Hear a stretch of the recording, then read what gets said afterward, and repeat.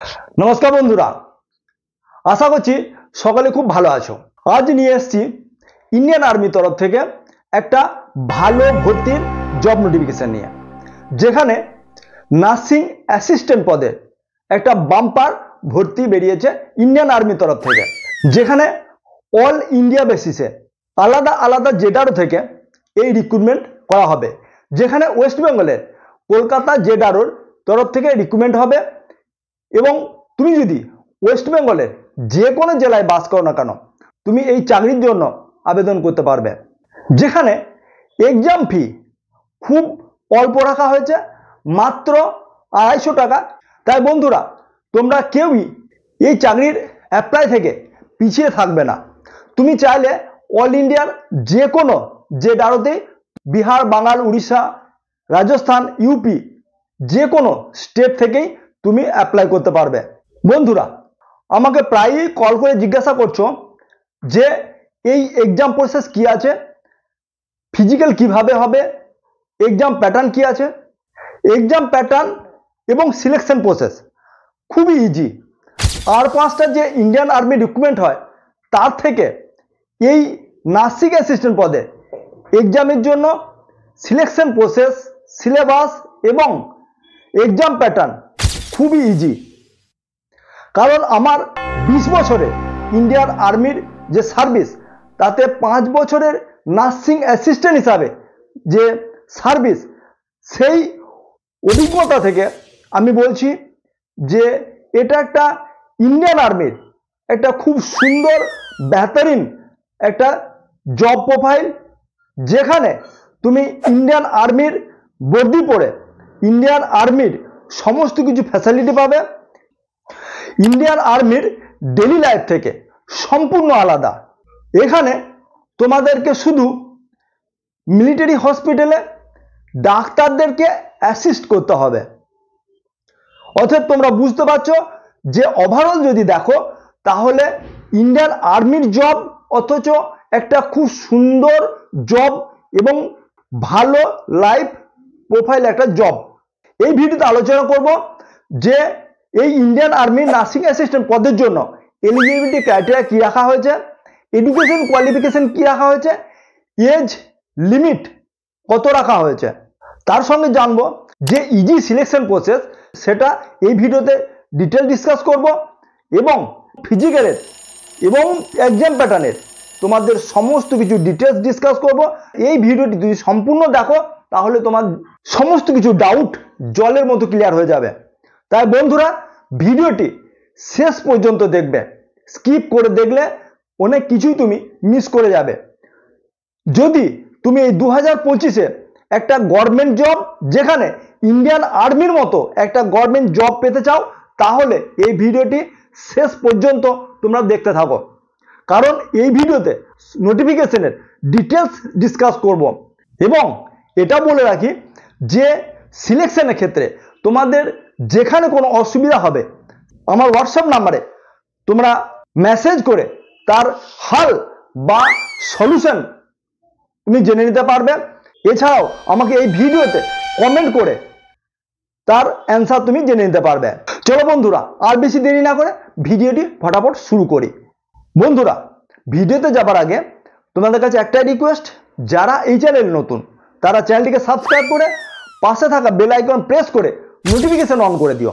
যখনই কোনো আমি জব আপডেট আপলোড করব, সবার আগে তার নোটিফিকেশন যেন তুমি দেখতে পাও এবং সঠিক সময়ে সঠিকভাবে তার অ্যাপ্লাই যেন করে নিতে পারো।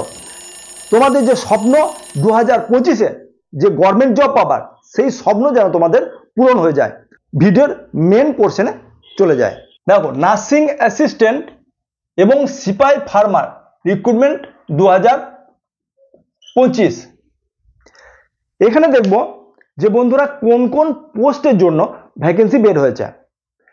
দেখো, পোস্ট হচ্ছে সোলজার টেকনিক্যাল নার্সিং অ্যাসিস্ট্যান্ট, যেটাকে সংক্ষেপে এনএ বলা হয়, এবং সিপাই ফার্মা। তাই তোমরা বুঝতে পারলে যে দুটি পোস্টের জন্য এখানে ভ্যাকেন্সি কথা বলা হয়েছে। বন্ধুরা, আগে দেখে নেব যে রিক্রুটমেন্ট কারা করছে। না, ইন্ডিয়ান আর্মির তরফ থেকে এই রিক্রুটমেন্টটা হচ্ছে। কার থ্রু হচ্ছে না ZRO কলকাতা, অল ইন্ডিয়ার যত ZRO আছে এবং তার সঙ্গে ওয়েস্ট বেঙ্গলের যে কলকাতা ZRO আছে তার মাধ্যমে এই রিক্রুটমেন্টটি চলবে। তাহলে বুঝতে পারলে বন্ধুরা যে সিলেকশন প্রসেস কিভাবে হবে, তোমাদের বাইরে যাবার কোনো দরকার পড়বে না, অর্থাৎ কলকাতার ওয়েস্ট বেঙ্গলে কলকাতা দিয়ে তোমাদের এই রিক্রুটমেন্ট হয়ে যাবে। এখন দেখবো বন্ধুরা যে ইম্পর্টেন্ট ডেটস, অর্থাৎ এই পরীক্ষার জন্য অ্যাপ্লাই কবে শুরু হয়েছে এবং কবে শেষ হবে। বন্ধুরা 12 মার্চ 2025 থেকে অ্যাপ্লিকেশন নেওয়া শুরু হয়ে গেছে এবং 10 এপ্রিল 2025 পর্যন্ত এই আবেদন নেওয়া চলবে। তাই বন্ধুরা যারা মনে করছো যে ইন্ডিয়ান আর্মির মতো একটা বেস্ট জব তুমি যদি পেতে চাও তাহলে অবশ্যই এই ভিডিও দেখার পর ফটাফট অ্যাপ্লাই করে নেবে। অ্যাপ্লাই করতে গেলে বন্ধুরা কোন ওয়েবসাইটে যাবে সেটা বলে দিই, যে অ্যাপ্লাই করতে গেলে এই যে www.joinindianarmy.nic.in এই ওয়েবসাইটে গিয়ে তোমরা অ্যাপ্লাই করে নিতে পারবে বা সমস্ত কিছু নোটিফিকেশন তুমি এই ওয়েবসাইট থেকে পেয়ে যাবে। যেখানে বন্ধুরা বলে দেওয়া হয়েছে জুন 2025-এ এই এক্সামটি হয়ে যাবে। যদি কিছু চেঞ্জমেন্ট থাকে তাহলে এই যে ওয়েবসাইট joinindianarmy.nic.in এই ওয়েবসাইটেই সেই নোটিফিকেশন দিয়ে দেওয়া হবে। বোঝা গেল বন্ধুরা? বন্ধুরা এখন এসো দেখি যে এডুকেশন কোয়ালিফিকেশন কি রাখা হয়েছে এই পোস্টের জন্য। বন্ধুরা এখানে এডুকেশন কোয়ালিফিকেশন রাখা হয়েছে নার্সিং অ্যাসিস্ট্যান্ট পদের জন্য 12 পাস বায়োসায়েন্সে তোমাদের 50% মার্কস পেতে হবে, যেখানে ফিজিক্স, কেমিস্ট্রি, বায়োলজি এবং ইংলিশ এই চারটি তোমাদের থাকতে হবে এবং যেখানে বলা হয়েছে যে প্রত্যেক সাবজেক্টের উপর তোমাদের 40% মার্কস থাকতে হবে, অথবা আর কি বলা হয়েছে সেটাও জানবো।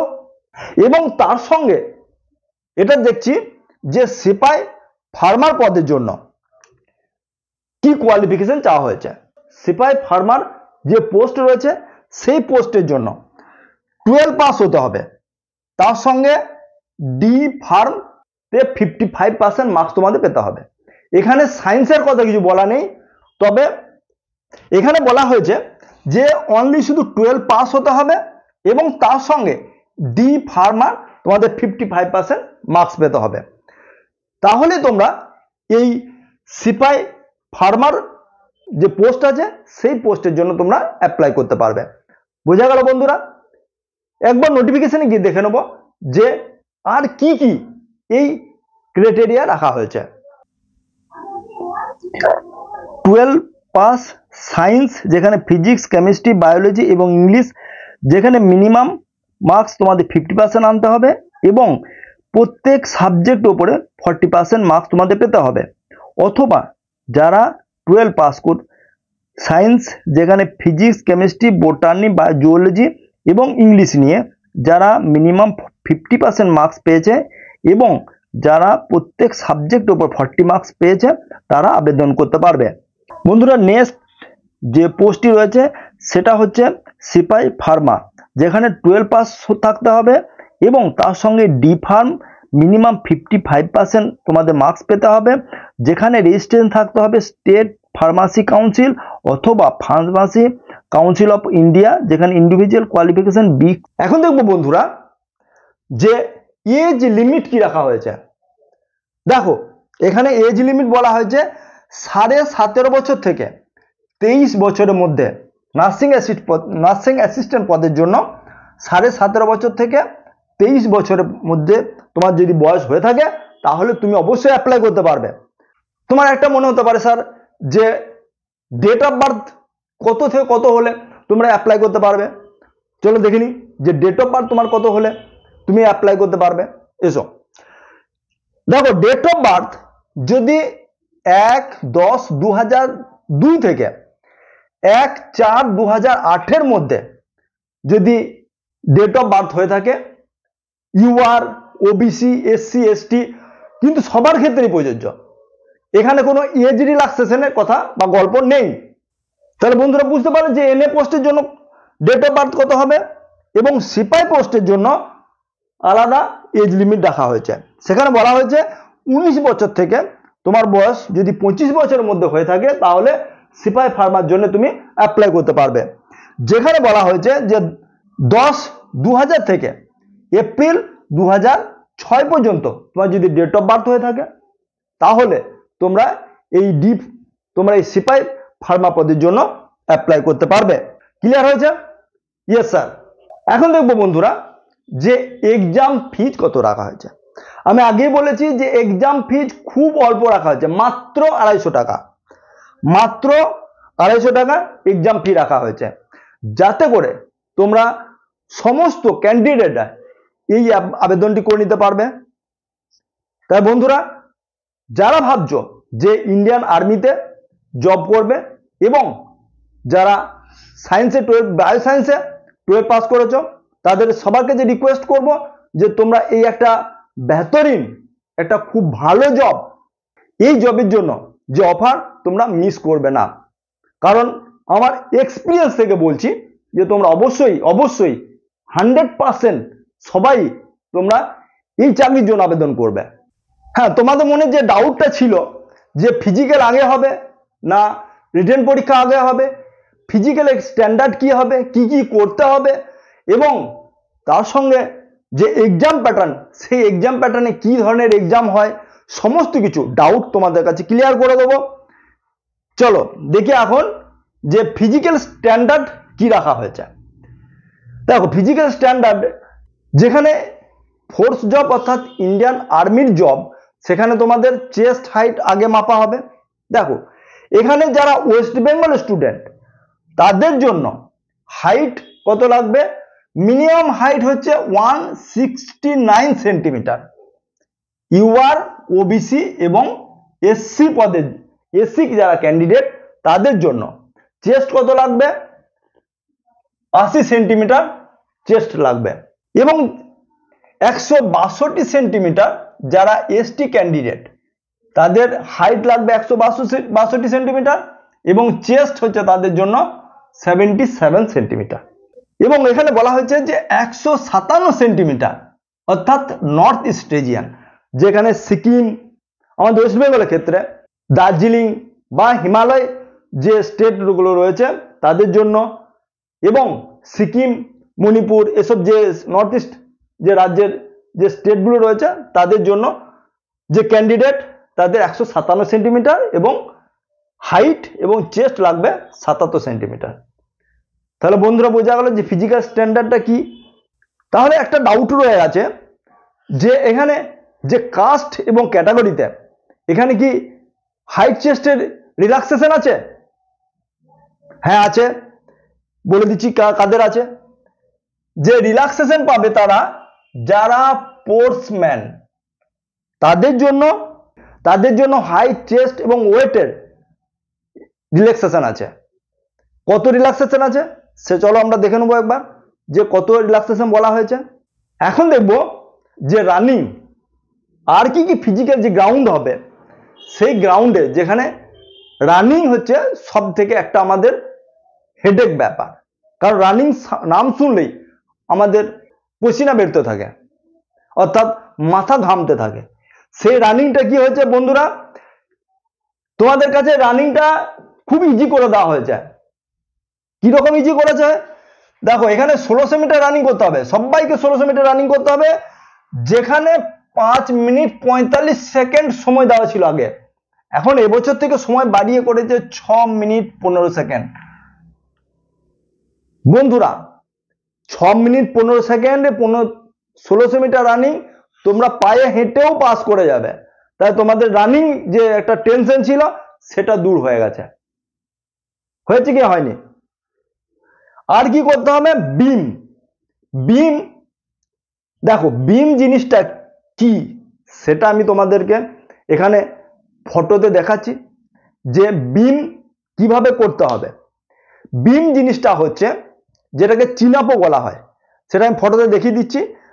গ্রিপটা কিভাবে করতে হবে, এইভাবে উল্টো ভাবে এভাবে উল্টোভাবে গ্রিপ করতে হবে এবং যেটাকে চিন আপ, সেই চিন আপটাকে সেই যে বার থাকবে সেই বারের ওপরে থুতুনিটা তার ওপরে পার করতে হবে।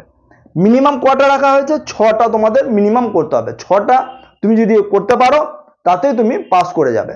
যদি তোমাদের এই ফিজিক্যালের জন্য যে কোনটা কিভাবে করবে, রানিং কিভাবে করবে, এই যে এখনো বলা আছে যে 9 ফিট ডিচ কিভাবে পাস করবে, জিগজাগ, ব্যালেন্স, যেগুলো খুবই ইজি, তা তোমাদের যদি ফিজিক্যালের জন্য কোনো একটা ভিডিও চায় তাহলে তোমরা ফিজিক্যাল লিখে কমেন্ট করো, আমি বুঝে যাবো যে হ্যাঁ তোমাদের ফিজিক্যালের জন্য একটা ভিডিও চাই, আমি ফটাফট একটা ভিডিও বানিয়ে দেবো। এবং তার সঙ্গে একটা কথা বলছি যে মেডিকেল, তোমরা সবাই জানো যে ইন্ডিয়ান আর্মি যে মেডিকেল হয় সেটা সবাই মনের মধ্যে একটা ভয় ঢুকে থাকে যে ইন্ডিয়ান আর্মি মেডিকেল খুবই কঠিন, খুবই হার্ড, বেশিরভাগ ক্যান্ডিডেটই সেখানে ফেল হয়ে যায়।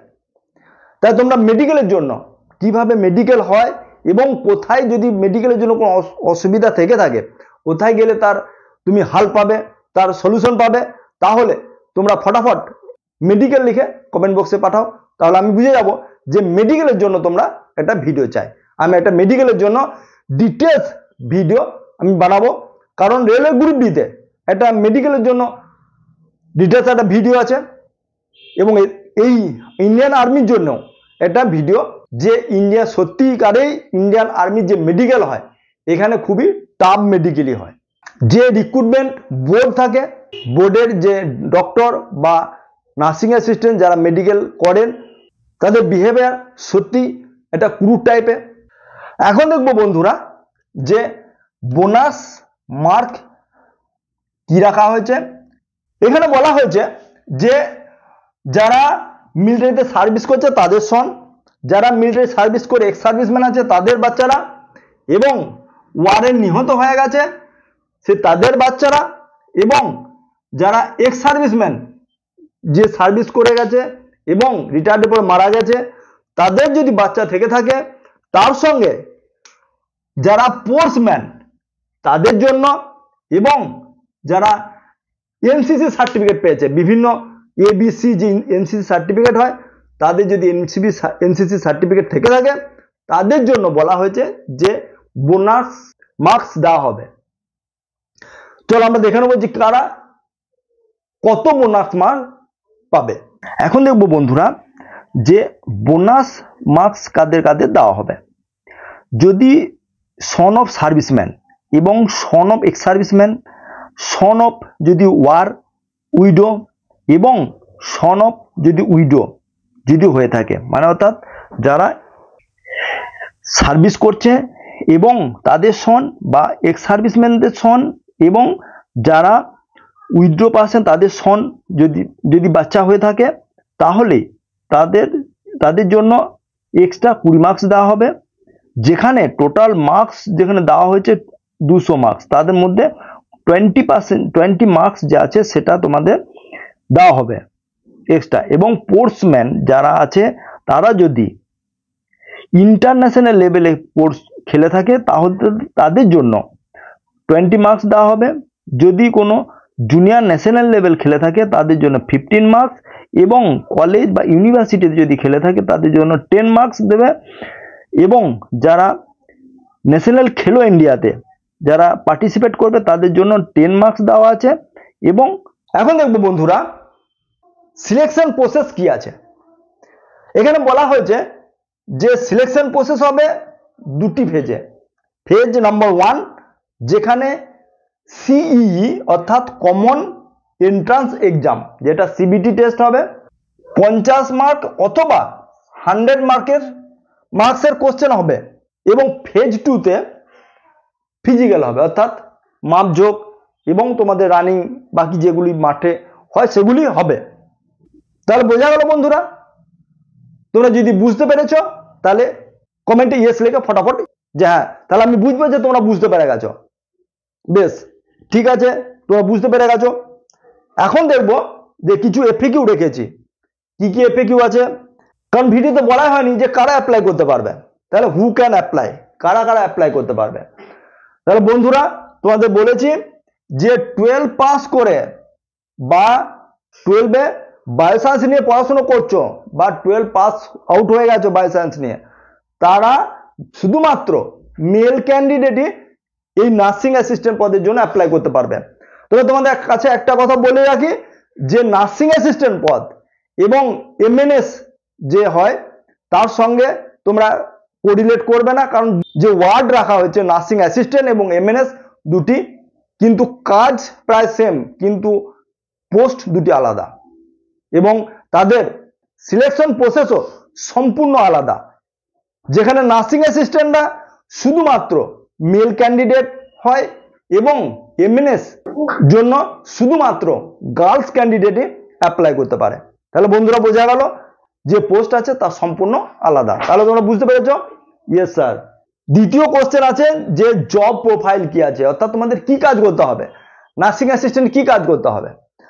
তোমাদের বলে রাখি যে সমস্ত অল ইন্ডিয়ার যে মিলিটারি হসপিটাল আছে সেখানে আমাদের কলকাতাতে যে কলকাতার surrounding Kolkata command hospital, Barrackpore base hospital, এই যে মিলিটারি হসপিটালগুলি রয়েছে সেখানে অ্যাজ এ নার্সিং অ্যাসিস্ট্যান্ট পদে তোমাদের ডাক্তারদের সঙ্গে হেল্প করতে হবে এবং যেখানে যারা সার্ভিস করে তাদের জওয়ান, জেসিও এবং অফিসার, তাদের সার্ভিসম্যান এবং তাদের ফ্যামিলিদেরকে ট্রিটমেন্ট দিতে হবে এবং তার সঙ্গে যারা এক্স সার্ভিসম্যান, জেসিও, ওয়ার্স এবং অফিসার এবং তাদের ফ্যামিলিকে তোমাদেরকে ট্রিটমেন্ট দিতে হবে অ্যাজ এ নার্সিং অ্যাসিস্ট্যান্ট হিসাবে। তাহলে বুঝতে পারলে? Yes sir. এখানে লাস্ট যে কোশ্চেন দেখব, ইম্পর্টেন্ট ডকুমেন্টস কি কি চাওয়া হয়েছে। বন্ধুরা এখানে ইম্পর্টেন্ট ডকুমেন্টটা জেনে নেওয়া খুবই দরকার, কারণ আধার কার্ড, প্যান কার্ড এবং যে এডুকেশন সার্টিফিকেট হয়ে থাকে সেটা তো তোমাদের লাগবে, অবশ্যই লাগবে, ফটো, সিগনেচার সেগুলো তো লাগবে। তার সঙ্গে ডোমিসিয়াল সার্টিফিকেট এবং তুমি যদি কোনো কাস্ট হয়ে থাকো সেই কাস্ট সার্টিফিকেট, তোমার যদি কোথাও ট্যাটু হয়ে থাকে সেই ট্যাটুর জন্য সার্টিফিকেট এবং তার সঙ্গে আরো অনেক কিছু সার্টিফিকেট তোমাদের নিয়ে যেতে হবে, যেটা তোমাদের যখন ফিজিক্যাল হবে সে তখন তোমাদের দেখাতে হবে এবং তার সঙ্গে কতগুলি ফটো তোমাদের ক্যারি করতে হবে সমস্ত কিছু জানাবো, কি তার সাইজ আছে তারও জানাবো। তাই কি কি ডকুমেন্টস রাখবে চলো আমরা দেখে নেবো, যে নোটিফিকেশনে বলে দেওয়া হয়েছে কি কি নোটিফিকেশনে আছে সমস্ত কিছু জেনে নেবো। তার সঙ্গে একটা কথা জানিয়ে রাখি যে লাস্ট নট লিস্ট, সেটা হচ্ছে এই ইন্ডিয়ান আর্মি এক্সাম হয় সেখানে ভাষা ইংলিশ এবং হিন্দি হয়ে থাকে তোমরা জানো। তার সঙ্গে তুমি কি বাংলায় লিখতে পারবে? হ্যাঁ বন্ধুরা, তোমাদের এখানে বলে দিচ্ছি যে 13টি যে ভাষা আছে তার সঙ্গে তার মধ্যে বাংলা ভাষাতেও তুমি এই এক্সাম দিতে পারবে। তোমাদের একটা কথা বলে রাখি যে সমস্ত কিছু notification A to Z details সমস্ত কিছু আমার ওয়েবসাইট exammistry.blogspot.com দেওয়া আছে, সমস্ত কিছু সেখানে তুমি পেয়ে যাবে। এই ওয়েবসাইটে গিয়ে ওয়েবসাইটে ফলো করবে, ভিজিট করবে, তাহলে সমস্ত কিছু পেয়ে যাবে। আশা করছি বন্ধুরা তোমরা সমস্ত কিছু বুঝতে পেরেছ। কোথাও এর পরেও যদি কোথাও তোমাদের ডাউট থেকে থাকে তাহলে কমেন্ট অবশ্যই করবে। ভিডিওটি ভালো লাগলে লাইক অবশ্যই দেবে, বন্ধুদের সঙ্গে শেয়ার করে দেবে যাতে তারা এই ভিডিও থেকে কিছু উপকার পেতে পারে। অল ওয়েস্ট বেঙ্গলের সমস্ত যে বায়োসায়েন্সের স্টুডেন্ট তারা যেন এই মেসেজটি পেয়ে থাকে এবং তাদের উপকার হয়ে থাকে। কমেন্ট করতে ভুলবে না। আজকের এই ভিডিওটি এখানেই শেষ করছি, আবার দেখা হবে এরকম একটা বাম্পার বেহতরিন একটা জব আপডেট নিয়ে। আজকের মতো এই পর্যন্ত। জয় হিন্দ।